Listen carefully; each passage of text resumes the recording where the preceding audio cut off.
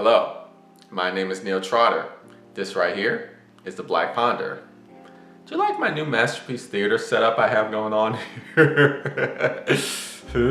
No, you don't like it? Well, that's what we're rolling with. I haven't been making videos in a while, and it's because one of the reasons is because I moved halfway across the country of America. I used to live in the city of Oakland, California. Now I live in the city of Memphis, Tennessee.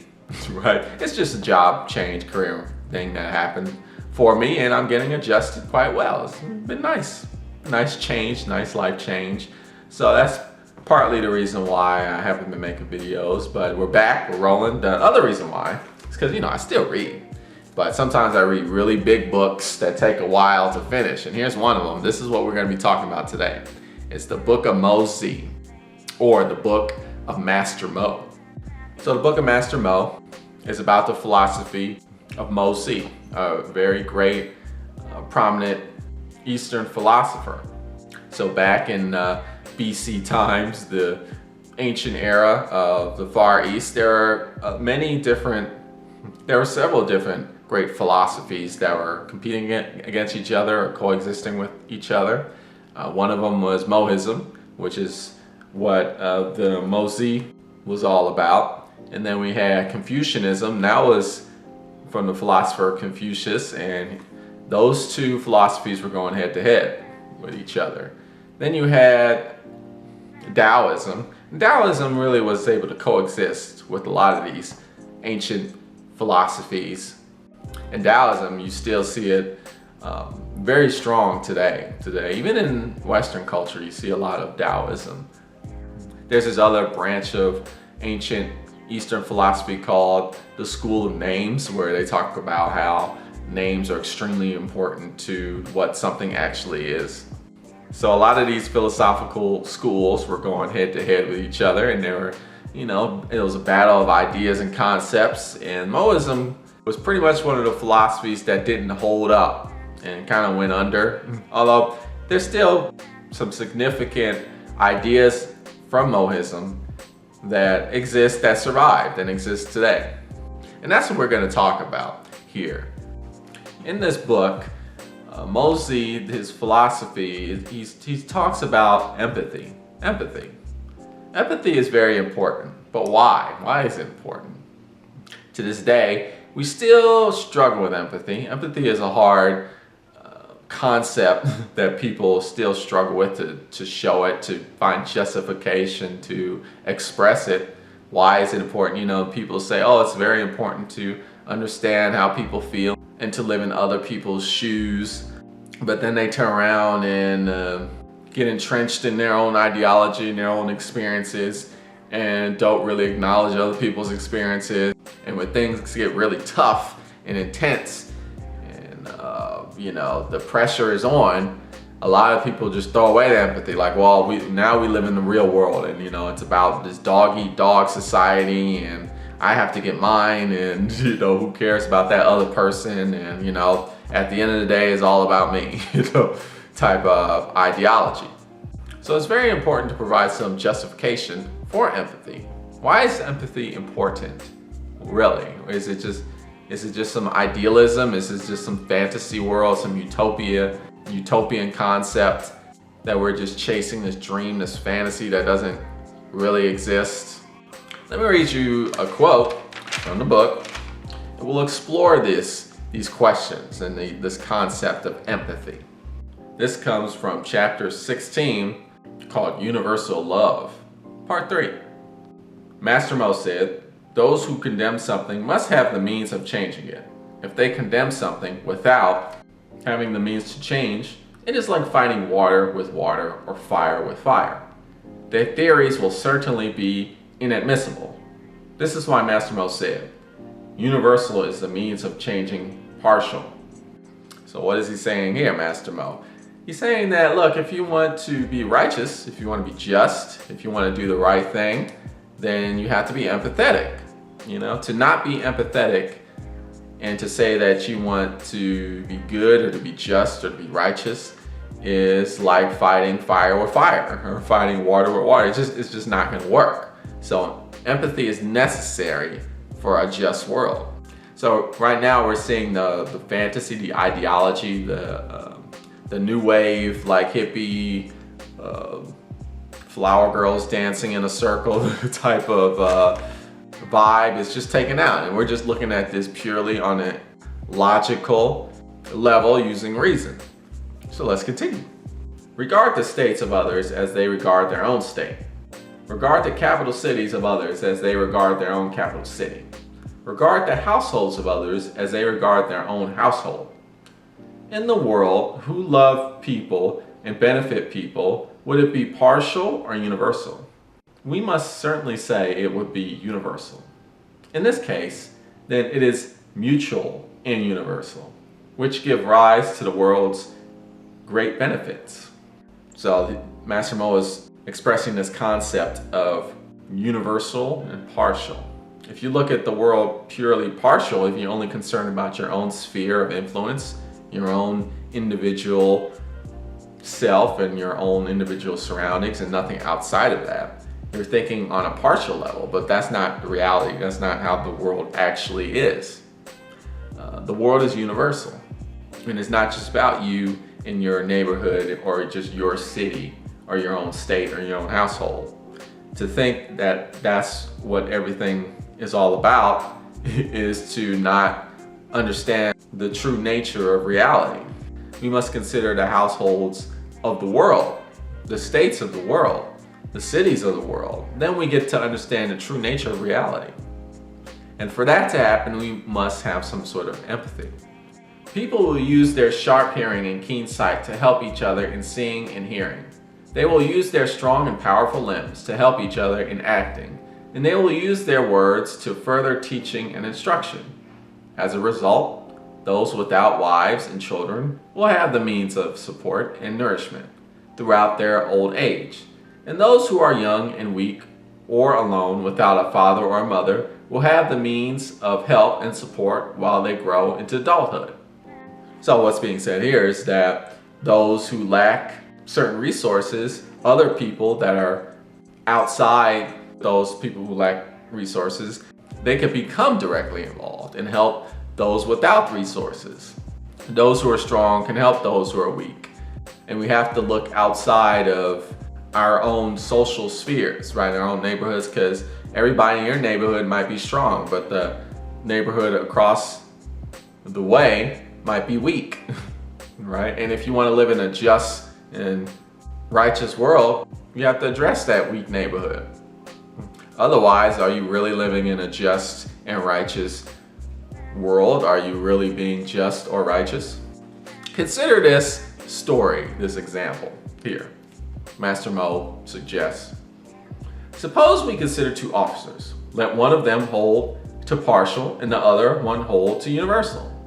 In the first case, the officer holding to partial would say, "How can I regard the person of my friend as I regard my own person, or regard my friend's parents as I regard my own parents?" How do you do this? Right? Therefore, if he were to turn his attention to his friend, should he find him hungry, he would not feed him. Should he find him cold, he would not clothe him. Should he find him sick and ailing, he would not tend to him. And if he died, he would not bury him. The partial officer's words are like this, and his actions are too. All right, people who think like that, they look at people in need and they're like, it's not me. The universal officer's words are not like this, and neither are his actions. He would say, "I have heard that one who aspires to high office in the world must regard the person of his friend as he regards his own person, and he must regard his friend's parents as he regards his own parents. Only then can he be considered a high officer in the world. For this reason, if he were to turn his attention to his friend, should he find him hungry, he would feed him. Should he find him cold, he would clothe him. Should he find him sick and ailing, he would tend to him. And if he died, he would bury him." The universal officer's words are like this, and his actions are too. So there, there's these two soldiers talking about, well, how do I get a high rank? But really, you gotta think of it more, how do you become a better ruler? Or how do you rule the world the best way? If you don't look at your citizens or your fellow people, the people you live with, as, common to your needs, like their needs are the same as your needs, then you're going to ignore those people and you're going to have a weak society, right? Because some people are going to be suffering and you're not going to be able to help them. If you can relate your needs to their needs and understand that we share needs, so we have to address the needs of all people, right? Then if you're aware of that and if you act as if that were the case, because that actually is the case, then you will have a strong nation because all your people's needs will be met. So the partial person, the partial soldier in this example, but the partial person asks this question, and this is in the book: how can I regard the persons of my 10,000 people as I regard my own person? This is absolutely contrary to the feelings of everyone in the world. A person's life on earth is very brief. It is like a galloping horse passing a crack. Right? So, there's how many billions of people on earth, right? So how do you look at all these people and equate them to your own person, right? How do you consider that person the same as you? You, right? In terms of your needs and your individual wants and desires. And that's a very common argument to this day. Like, oh, you can't possibly consider the needs of every single person in the world. You really just need to focus on yourself or your family or your neighborhood or your inner circle, because the needs of everybody is just too great. Well, Master Mo doesn't think so. And he proposes this question. He's like, oh, I already foresee people asking this question, so I'm going to address this issue. So how do we answer this question? Well, we keep going with some more quotes. This is from the same chapter. Now, when there is a small wrongdoing, people recognize and condemn it. When there is a great wrongdoing, like attacking states, they don't recognize and condemn it. Instead, they go along with it and praise it, calling it yi. Yi is a concept, a Chinese philosophical concept of Mohism, and it means roughly right and just. Can this be spoken of as knowing the difference between what is yi and what is not yi, wrong and unjust? So what's going on here? This is an example. He's bringing this up, and it's just interesting because people were thinking like this in ancient times. But I just read a book. I made a video about this same issue that was brought up in a book by the philosopher who lives today, Judith Butler, and the book is called Frames of War. Now, I didn't talk specifically about this concept that was brought up in the book, which is pretty much one of the main topics of the book. I was talking about something else, but in that book, she is addressing the same issue of, it's funny, and when we're in war, like we do all this wrong, murder and violence and all these horrendous actions, but they're not considered wrongdoing at all. But then when we're not in war and we do these same murderous acts and horrendous acts, they are considered wrongdoing. And then Judith Butler goes on to this theory of grievability and how grievability is relative, and that's wrong, right? Some lives are grievable and some lives are not, and that's how we're able to do this. And she goes in depth about this, but Master Mo is saying the same thing right here. It's just interesting that we flip-flop what's just and unjust depending on the situation that we're in. And so when somebody asks the question, we go back to this question of how the partial person asks, how can I relate my individual self to the needs of all people, right? Well, asking that very question is like it's like this flip-flopping of what's just and what's not just. In certain situations, is just to do certain things, but in other situations, that same thing that was considered just is then unjust. Likewise, in certain situations, we're very empathetic, but in other situations, we're not empathetic. And it's not a case of, I just can't do that. It's a state of mind. It's a state of mind. Sure, you can definitely relate what your needs and wants and the wants of everybody. It's just that the way you're thinking about it is backwards, or it's not correct. It's not aligned with the true nature of reality. So it's a philosophical problem at the end of the day. That's why I always say when it comes to ethics or morality or even justice, particularly social justice, philosophy is a tool, underutilized tool that we need to implement to solve a lot of these problems, because a lot of these social justice problems are philosophical problems. It's a state of mind that we're in that we need to get out of. Let's continue with another quote. So Master Mo here, and these are called the Dialectic Chapters by the translator of this book. And this is part 3 of those Dialectic Chapters. And here Master Mo explains this concept of yi, which the translator roughly translates into right action, righteousness, and justice. That's this whole concept. Master Mo breaks that down. What is this yi? The resolve to take the world as one sphere of action, and having ability, being able to benefit it. It is not necessary to be used, i.e. to have an official position. So what is he saying here? This concept yi, this goal that people should strive for, to be righteous, to be just, this concept of righteousness, yi. To be able to achieve this, you have to start considering your individual actions in the context of the entire world. You have to consider what you do as an individual as it relates globally. You need to do that. And there's many people out there who will say that is impossible. You can't do that, right? Because you're just one person and there's just no way for you to be able to relate everything that you do to what's going on in the world. Oh, one person can't make a difference, right? Or even when we start talking about, it's a lot of these problems that we're facing, like terrorism, for instance, or climate change. These problems are just too big for one individual to accept. A lot of smart people out there are saying, the human mind just isn't equipped to adequately think about these problems in terms of an individual. They're just too big, and therefore we as people ignore them. And I reject that.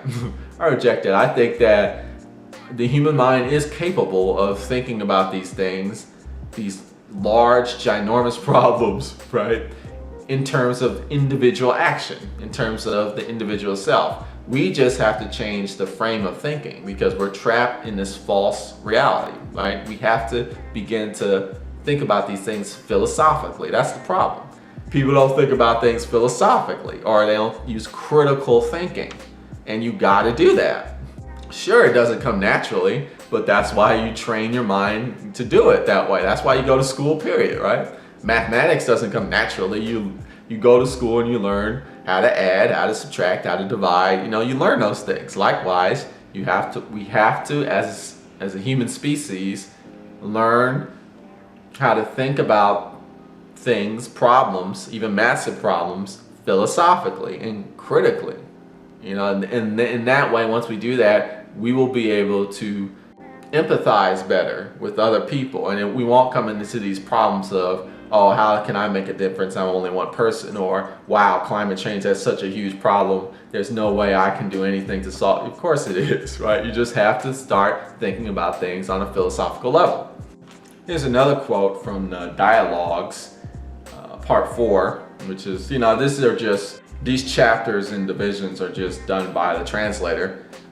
They're not like the official sections of Master Mo's work. They're just kind of collected into one text and then divided appropriately depending on what the translator thought. But this is part 4 of the Dialogues from this book, chapter 46, section 18. All right, so here we go. This is all based on the closeness to myself. If another strikes me, I feel the pain. But if I strike another, the pain is not mine.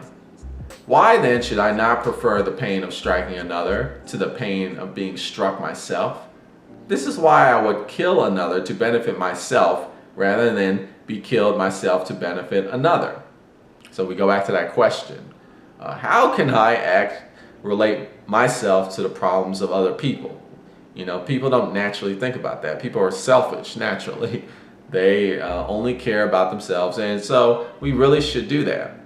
So Master Mo replies to this person, if one agrees with you, let's say we agree, okay, I agree with you. If that's the case, one person will want to kill you to benefit himself. If 10 people agree with you, 10 people will want to kill you to benefit themselves. If everyone in the world agrees with you, everyone in the world will want to kill you to benefit themselves. You see the issue? We're all just going to be fighting bitterly for resources, and nobody's going to win in the end. One part of your mind might say like, oh, you know, that's obvious, right? But, you know, there's probably another part of your mind that thinks like that all the time. That has that selfish inevitability. Like, oh, people are inevitably selfish, so they're just going to care about themselves and do what's best for them. I remember I was talking to a buddy who feels this way, and it's not an unusual way of thinking, where it's like, you know, the best thing people can do, because since all these problems are so massive, people just need to just focus on themselves and do things that best serve themselves and their families, you know, help their families and help their communities, their little individual communities, and that's the best we can do. If we do that, then we'll be fine, right? But I would argue like you can't think like that, because what happens is that you'll create like a Gilded Age, which is what kind of happened in certain parts of history. I mean, there's a time frame in American history called the Gilded Age, or the late 19th century to the early 20th century. And what happened then is, you know, the upper class, people who were rich, only focused on their needs, right? And they just hoarded all their money, and the middle class was taken out of that loop.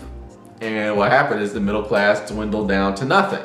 And there was an elite class, and then there was a poor class, and there was no middle class, because what was happening is that the people with all the resources were like, you know what, we're just going to concentrate on ourselves and just focus on our own needs and desires and families, and I'm just going to make this trust fund for my lineage and make sure that they're worked out, and you know, I'm not going to be worried about other people.